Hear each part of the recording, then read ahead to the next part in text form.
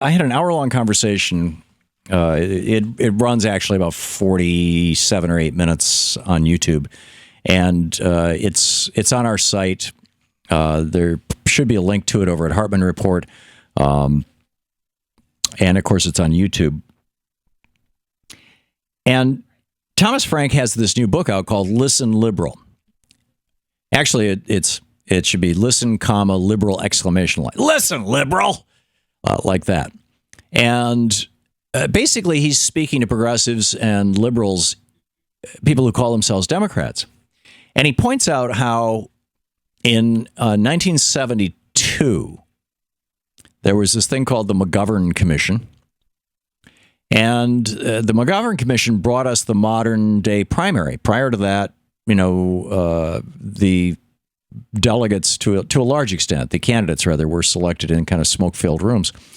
And one of the things that happened in 72 was with the McGovern Commission was that Labor, which had traditionally had a big seat at the table in terms of selecting candidates, Labor got sidelined.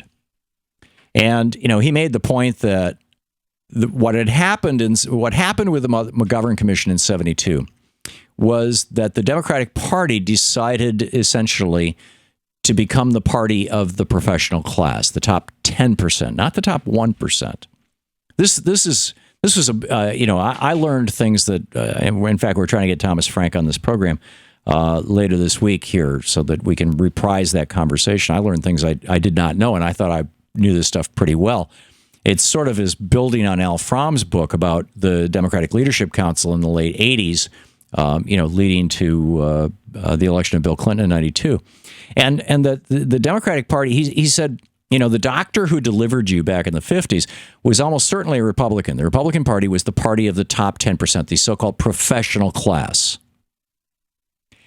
And the Democratic Party was the party of the bottom 90%.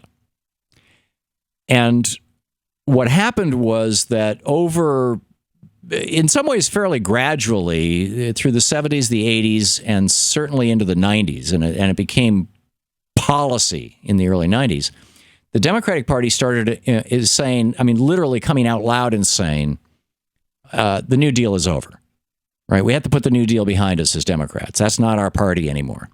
There's this new economy.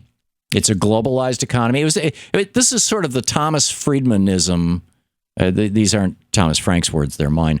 But Thomas Friedman is apparently one of Barack Obama's favorite writers. I have said many times on this program, I think Thomas Friedman is so often wrong. We talk about the Friedman unit, right? 6 months, how long it'll be before we win the war in Iraq, over and over and over again.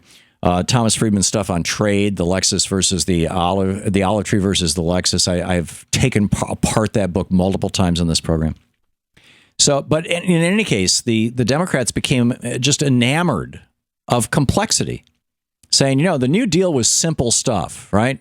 If capitalism fails, the government becomes the employer of last resort. If people are in their old age and they're in poverty, we will provide them with poverty insurance in the form of Social Security. Very simple, straightforward stuff.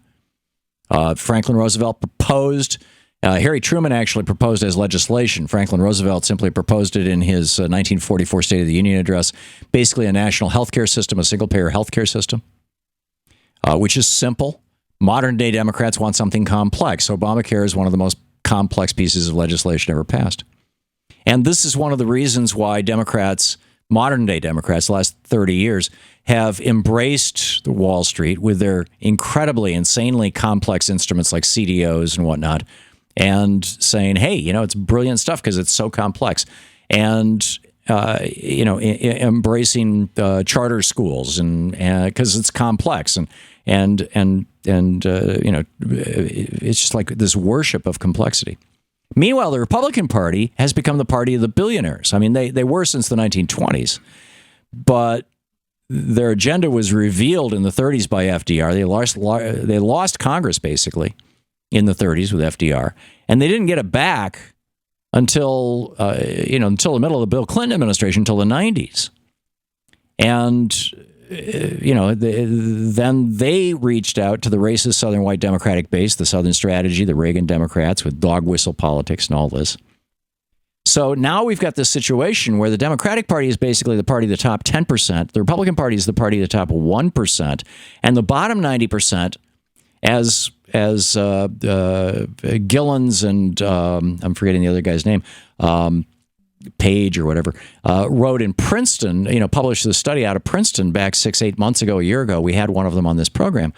The probability of legislation that the bottom 90% favors being passed is the statistical equivalent of white noise. Whereas the probability of legislation being passed that reflects the values and desires of the top 10% is very high. It's measurable. And so what's happened is that the bottom 90% are saying, hey, you guys don't represent us. And this, I think, in large part explains both the Sanders and the Trump phenomena.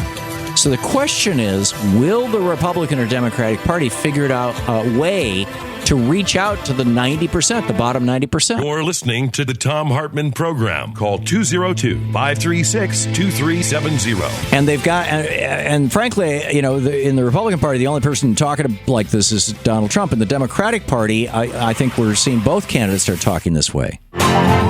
To watch more clips from our programs, hit the Watch More Videos button over here.